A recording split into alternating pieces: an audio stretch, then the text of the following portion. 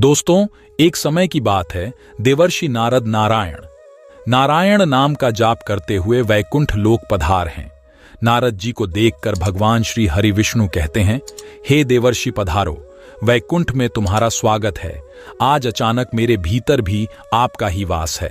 आप भली भांति जानते हैं कि मैं आपके पास किस प्रयोजन से आया हूं। भगवान विष्णु कहते हैं, हे नारद, मैं अवश्य जानता हूं तुम्हारे मन में क्या चल रहा है और आज तुम मानव जाति के कल्याण के उद्देश्य से ही यहां पर आए हो। इसीलिए तुम्हारे मन में जो भी शंका है निसंकोच होकर पूछ लो। नारद जी कहते हैं, हे प्रभु, यदि इस दास को आज्ञा दे तो आपसे मैं एक प्रश्न पूछने के लिए आया हूं। हे प्रभु, ब्रह्मदेव ने सृष्टि की रचना करते समय ही वैकुंठ में आने का क्या प्रयोजन है? अवश्य ही कोई महत्वपूर्ण समाचार लेकर आए होंगे। नारद जी कहते हैं, हे प्रभु, अपने दास का प्रणाम स्वीकार कीजिए। आप तो सब कुछ जानते हैं भी अनजान बन रहे हैं। इस ब्रह्मांड के कण कण में आप ही का वास है। स्त्री और पुरुष का निर्माण किया था और दोनों को ही एक दूसरे के पूरक बनाया है, किंतु हे प्रभु, किन्नरों की उत्पत्ति कैसे हुई, जो ना पूर्ण रूप से पुरुष है और ना ही स्त्री है? भगवान विष्णु कहते हैं, हे देवर्षि, आज तुमने उचित ही प्रश्न किया है। तुम्हारे इस प्रश्न का उत्तर महाराज सुदन की कथा में छिपा हुआ है। देवर्षि कहते हैं, हे प्रभु महाराज, सुदम कौन थे और उन्हें किस कारण से स्त्री का शरीर प्राप्त हुआ था?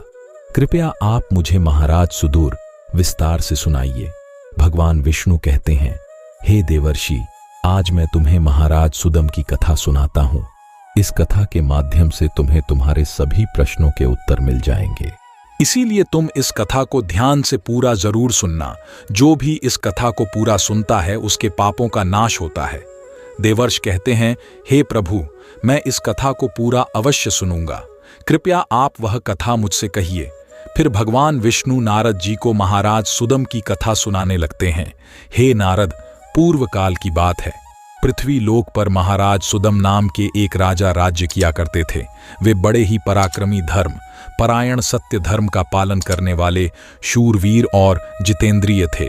उन्होंने अपने कर्मों से कुल का गौरव बढ़ाया था। महाराज सुदम दानशूर और विद्वान थे। उनके राज्य की प्रजा उनसे अत्यंत संतुष्ट रहा करती थी। एक दिन महाराज सुदूर पर सवार होकर शिकार करने के लिए जंगल में चले गए। उनके साथ सिपाही और कुछ मंत्री भी थे। महाराज ने अपने कानों में कमनीय कुंडल पहने थे। उनके पास आज गव नाम का धनुष्य था और बाणों से भरा हुआ तरकस धारण कर करके वे जंगल में भ्रमण करने लगे। उसी जंगल के पास एक कुमार नाम का जंगल था जो बहुत ही सुंदर दिखाई पड़ रहा था। उस जंगल में हिरण, खरगोश, सुअर, मृग, शेर आदि प्राणी निवास करते थे। वह भयंकर वन सुमेरु पर्वत के निचले भाग में स्थित था। वह वन मंदार, तमाल, साल, ताड़, चंपा, कटहल, आम, कदम्ब, तट, महुआ आदि विशालकाय वृक्षों से भरा हुआ था। उस वन में दाढ़िम, नारियल तथा केले के वृक्ष भी शोभा पा रहे थे तथा वह वन कुंद की पुष्पित लताओं से चारों ओर से घिरा हुआ था। वह वन दिखने में तो अत्यंत सुंदर किंतु भयभीत करने वाला था। उस वन में भगवान शिव की माया फैली हुई थी, जिस कारण से वह वन पृथ्वी पर स्वर्ग की तरह प्रतीत हो रहा था। अनेक जंगली पशुओं की ध्वनि दूर दूर से सुनाई पड़ रही थी, जिसे सुनकर राजा का मन सुख की अनुभूति कर रहा था।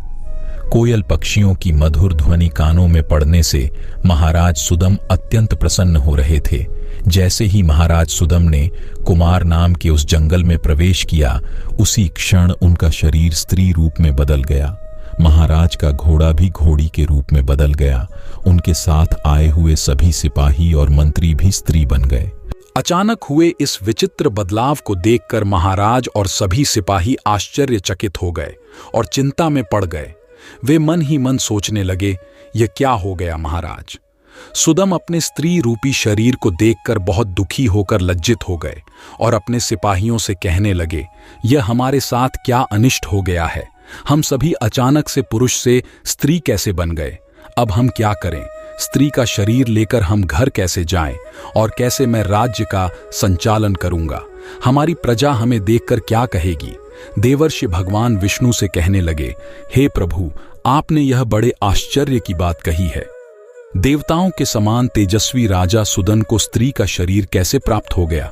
इसका क्या कारण है? कृपया बताइए, उस रमणीय वन में राजा ने ऐसा कौन सा कार्य किया जिससे उन्हें स्त्री का शरीर प्राप्त हुआ? कृपा करके विस्तार से बताइए। तब भगवान विष्णु कहने लगे, हे देवर्ष, इसके पीछे भगवान शिव की ही माया है। भगवान शिव की माया से ही महाराज सुदम को और उनके सिपाहियों को स्त्री का शरीर प्राप्त हुआ है। इसीलिए अब तुम इसे ध्यान से सुनो। एक समय की बात है, भगवान शिव और देवी पार्वती इसी वन में एकांत में विहार कर रहे थे।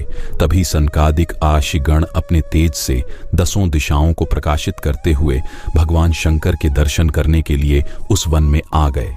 सनकादिक मुनियों को किसी भी प्रकार का बंधन नहीं है। वे बिना आज्ञा लिए किसी भी स्थान पर कभी भी आ जा सकते हैं। फिर जब वे चारों मुनि भगवान शंकर के दर्शन के लिए उस वन में आ गए तो उन्होंने देखा कि देवी पार्वती और भगवान शिव एकांत में विहार कर रहे थे। समकाद मुनियों को अचानक से उस स्थान पर आता हुआ देखकर देवी पार्वती अत्यंत लज्जित हो गई। देवी पार्वती तुरंत भगवान शिव से दूर होकर खड़ी हो गई। जब उन चारों मुनियों ने देवी पार्वती और शिवजी को एकांत में विहार करते हुए देखा तो वे तुरंत ही वहां से लौटकर नर नारायण के आश की ओर चले गए। जब भगवान शिव ने पार्वती को लज्जित होकर दूर खड़ा हुआ देखा तो वे कहने लगे, हे प्रिय, तुम इस प्रकार से लज्जित क्यों हो रही हो? वे चारों तो हमारे पुत्र के समान हैं। उनसे तुम्हें लजाना नहीं चाहिए। देवी पार्वती कहने लगी, हे प्रभु, स्त्री को अपने पुत्र के सामने भी कभी पति के साथ विहार नहीं करना चाहिए। उसे सदैव ही मर्यादा में ही रहना चाहिए।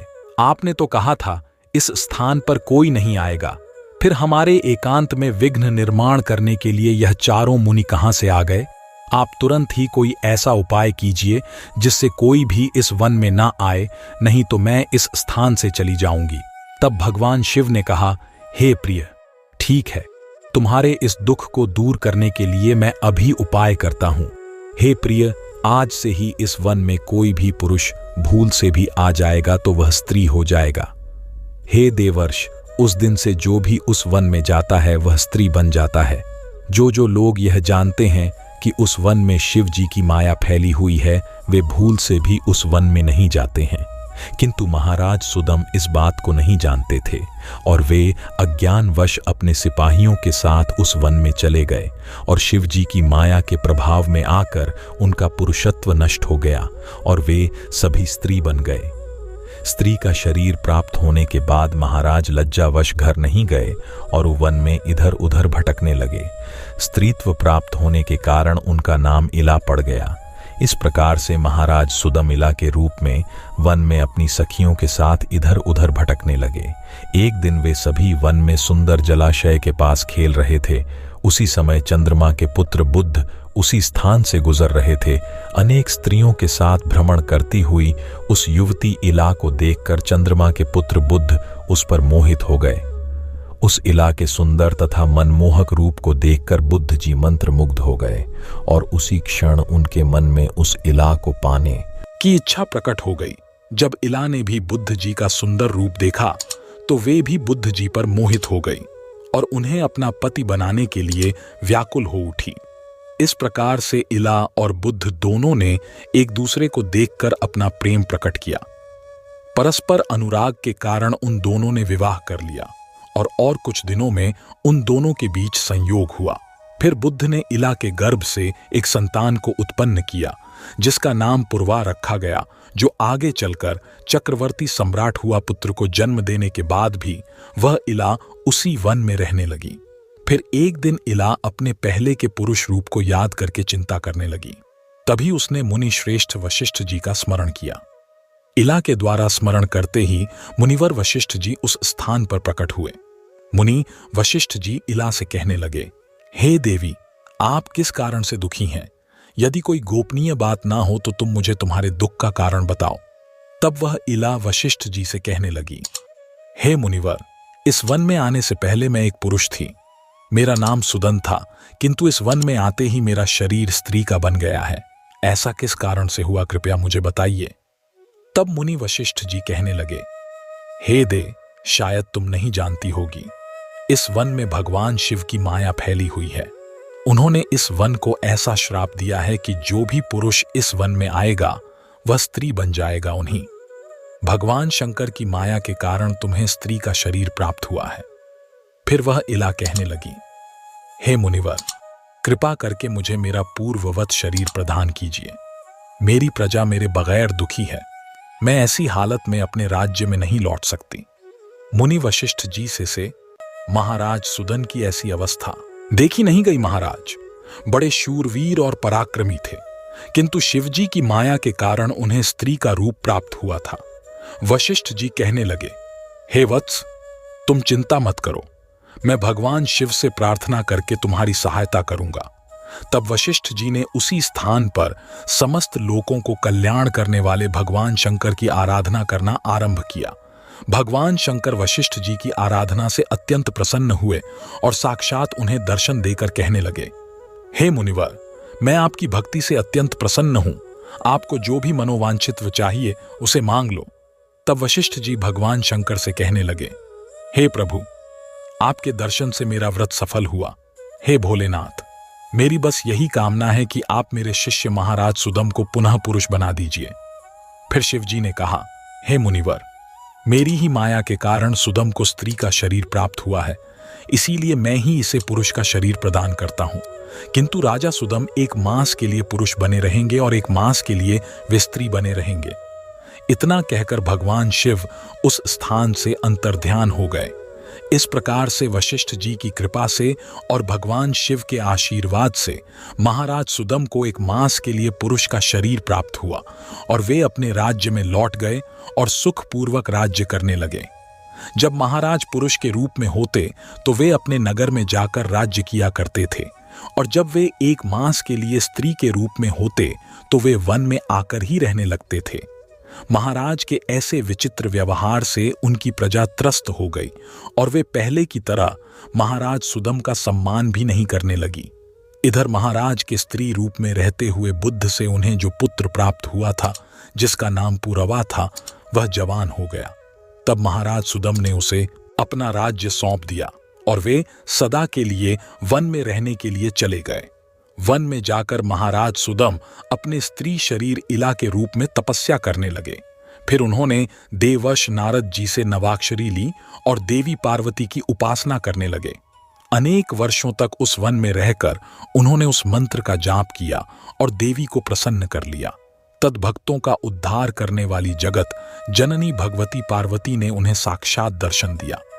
उस समय देवी सिंह पर आरूढ़ होकर उनके सामने खड़ी हो गई।